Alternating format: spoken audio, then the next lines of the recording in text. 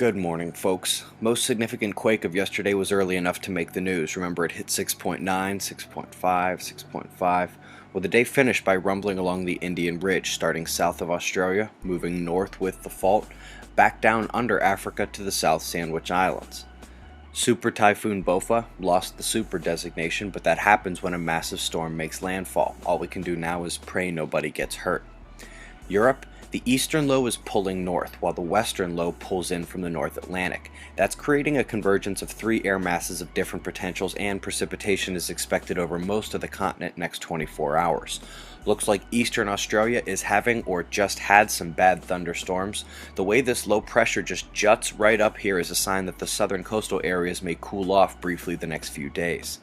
America Central, thunderstorms in the south, and as I've mentioned before, the majority of the northern bit of South America sees regular thunderstorms this time of year.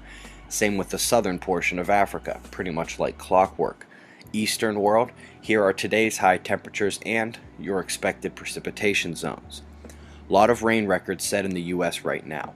The same storm is dropping a ton of it over a very large area. Meanwhile, the leading edge continues to shatter historic daily high temperatures, ripping air from the south. I was just chilling outside yesterday in khakis and a polo.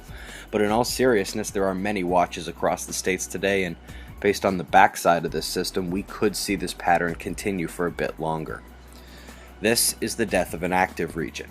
Once rectangular and magnetically dangerous, the decay is nearly complete just as Earth's magnetic connections to the Sun, while still primarily on the south and wrapped around back, is beginning to snag the Earth-facing sunspots, so frankly not a terrible time for the Sun to cool off from that M-flare fest it put on last week. Solar wind is fairly steady as well, still inducing multiple frequencies. Here are the next planetary positions. We are coming out of the Jupiter-Sun lineup today. See my past videos for the orbital diagrams. No Earth-facing eruptions, no coronal holes. Dare I say, it will be a nice, calm solar day if those southern filaments stay in their seat. Eyes open, no fear. It's 6:12 a.m. Eastern Time, and that's the news. Be safe, everyone.